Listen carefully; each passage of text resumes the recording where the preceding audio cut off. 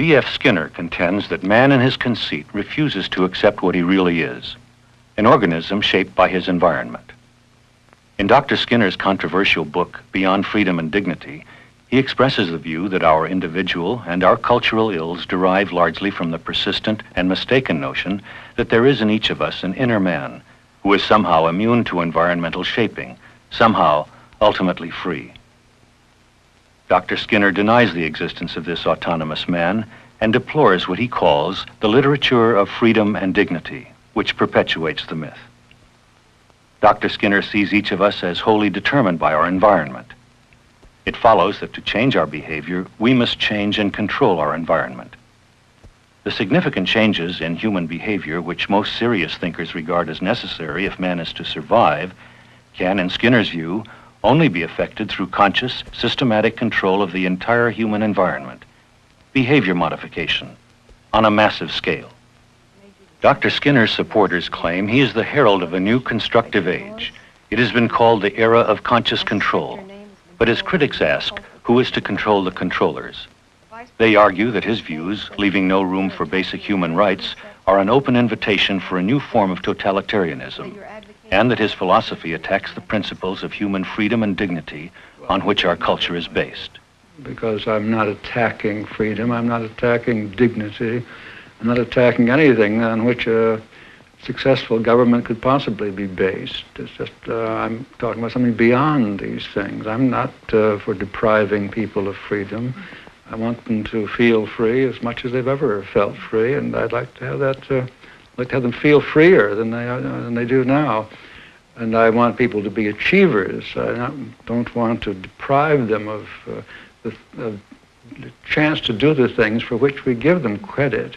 But much more is possible, and I think we are failing to do the kinds of things that we could do because we are misunderstanding what we mean by freedom and dignity, and it's standing in our way. Many of the people who reviewed my book have mentioned rats in mazes or dogs in dinner bells. If that's what I was talking about, it's not. It's quite surprising to me now, looking back on it, how little the world in general knows about operant conditioning, and I would include many psychologists. It's an extremely advanced, rigorous science. There are hundreds of laboratories throughout the world that are doing this work. Just how free is man? Well, of course, it depends on what you mean by freedom. I think traditionally the struggle for freedom has been concerned with freeing men from what we call aversive events, punitive events, annoying events, discomfort, and that kind of thing. And I'm all for that. I wouldn't change it. I would not deprive man of that kind of freedom. I think he could do a very much better job, however, in living a day in his life free of threatening, coercive, punitive control. That was fine. And I think when you have to free the individual from despots, tyrants, people who control through punitive methods, the best way is to build up the individual, to convince him that he can be free, that the power derives from him, which is being used against him, and so on. I'm all for that. I'm all for building the individual up. But what has happened is that the control has therefore been branded as wrong because it is something we want to escape from. We don't recognize the fact that we are also controlled when we do what we want to do, when we feel free. So the feeling is the thing that's wrong here. If you simply say freedom is feeling free, when I can do what I want to do, I am free, and that was what people like Voltaire and Leibniz and others said in the literature of freedom, then you're stuck, because that doesn't give you any preparation whatsoever for dealing with the kinds of control that people will exert by making you want to do what you want to do. And when you do it, you please them. That's what they have and what they're working for. And you are therefore vulnerable. And the literature of freedom has never properly taken into account the dangers inherent in the kind of control that works through volition rather than through punishment. Then when I may feel free, but I'm still being controlled. Absolutely. We're all controlled all the time. I mean, that's one thing I think that we simply must recognize. And until we do, we're likely to worry about control. But you're controlling me, I'm controlling you. Parents control their children control parents. employers control workers, workers control employers. This is going on all the time. You're controlled by the physical environment you live in. You're controlled by the social environment. This is going on and has to be recognized as such. Now, the literatures of freedom do not prepare us to deal with very much of this. They're only concerned with the kinds of things you want to get away from. In other words, aversive control. Suppose people read your book, take the message seriously, realize that they are being controlled under all sorts of conditions. What happens to their feeling of freedom? Will they lose it? Well, I don't know. I certainly believe that my own behavior is entirely a function of, in the first place, my genetic endowment. That's the evolution of the species and some small divisions of the species.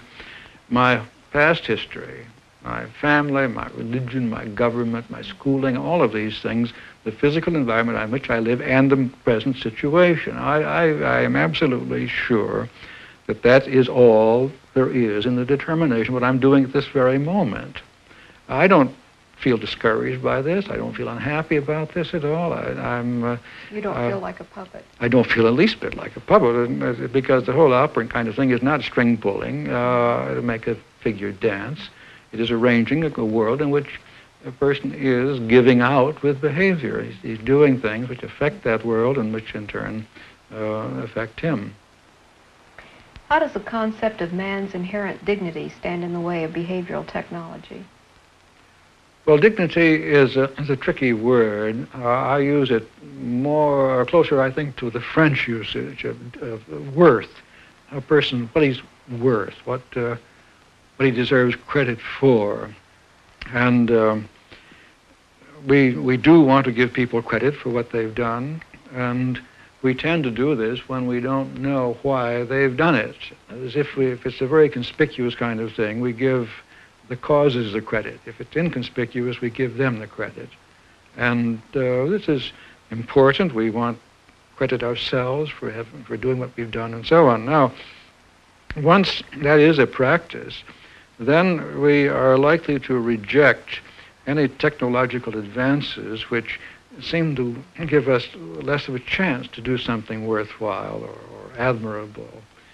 I make the point in my book that fireproof buildings leave no place for brave firemen, and a peaceful world would leave no place for military heroes.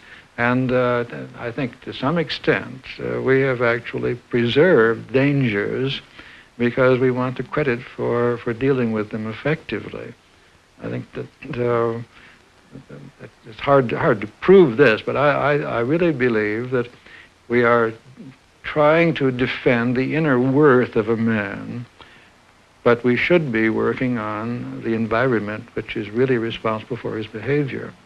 Well, we seem to be partway there. In other words, if someone commits a crime, we go a long way toward explaining it in terms of his environment. Yes, we're very uneasy about that, though. I think we have to accept statistical facts such as that most people who commit crimes come from bad backgrounds, and if you could change the background, presumably, you would correct for the crime. Now, that isn't always true, of course, but that's just because we don't know enough about describing the actual background in question. Is one of the reasons, perhaps, that we're uneasy about explaining crime in terms of environment because we somehow realize that if that means we have to go all the way and explain our good behavior in terms of our environment? Yes, nobody objects to an environmental explanation of his bad behavior.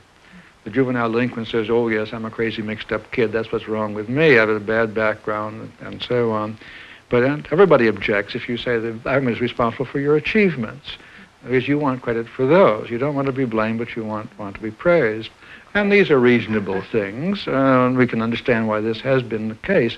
But it's another example of how mixed up we are, really. We're all crazy mixed up people when it comes to why people behave as they do.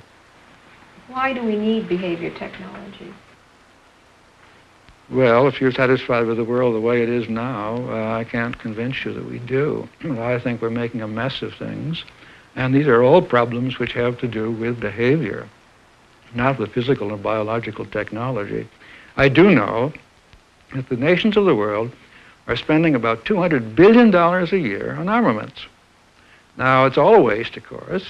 10 years later, it's no good. The people are too old, the planes won't fly, and the better ones are all coming along and so on. So $200 billion a year are wasted. They do nothing for mankind. Now, if any big corporation had a very large segment of its resources going into waste that way, they would do some research and development to find out how it could be stopped. Let's say we'd put 10%, say. So we ought to take $20 billion a year and get everybody to chip in on this and find out how we can avoid spending $200 billion a year. Well, for $20 billion a year, think what you could do. You could have a really effective United Nations. You could have interchange programs back and forth so we get to know each other a lot better. We could solve some of the crucial problems that are leading to war and so on in other ways. And I think you would have to do a great deal of this with an application of behavior techniques. And what's stopping us from doing this? Well, that's the whole point. What is stopping us is that we are not aware of the need for a design of a culture. See, we allow things to reach a certain stage without any particular design, and we feel that's all that can be done because we are afraid of any kind of actual manipulation of people. That's what the literature of freedom has done to us. It's kept us from actually solving our problems in an effective way. What would happen to creativity in the control society? Well, I think we'd have more of it than we have now. Instead of saying that there's something in the creative artist which explains the creativity and novelty in his work, I would look at the conditions which have led him to be an artist, which have given him his techniques. And I believe that the practicing artist learns how to increase the mutation, so to speak, which lead to novelty in his productions, and then through selection, his own good taste and so on, to rescue those which really are creative works and add them to the possessions of the world. Well, if society is perfect and there are no negative reinforcements, there are no aversive conditions, why would anyone want to write a great novel? Well, I'm not sure they want to write what we now call great novels, but there will always be a great deal we don't know. There will always be a concern about much that remains this side of a scientific analysis. I'm sure that we are never going to have a complete knowledge of human behavior. We're not going to be able to formulate our relationships with our friends and our children and our wives and husbands and so on. These are the things which will remain problems in the sense that they are inadequately treated. The science of physics does not clarify everything about the physical world so that we're no longer interested in the curious forms that plants take and so on. We see beauty in the physical world, even though physics can, if we press them, physicists can give a better account. Now, suppose we want to set up behavioral technology. How do we choose the controllers? The controllers choose themselves. Bear in mind that we're not talking about any totalitarian figure at the top who's going to run everything. We already have controllers. We have teachers. Now, it's the responsibility of the teacher to take a certain number of students in his care for a certain amount of time and to arrange conditions under which they learn something. Now, the teacher of the future would have the same assignment. He'd be much better in working it out. So the controllers of the future would be the controllers of today? Absolutely, but they would control much more effectively.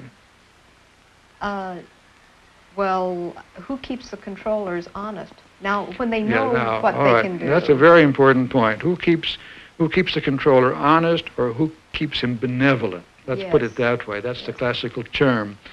And I think there's a great mistake here in putting your faith in benevolence. This is a feeling. This is one of those internal possessions, excuse me, of autonomous man. It is not the compassion or the wisdom even of the controller, but the culture which puts him in a position to control. I raised this question in a paper I did at the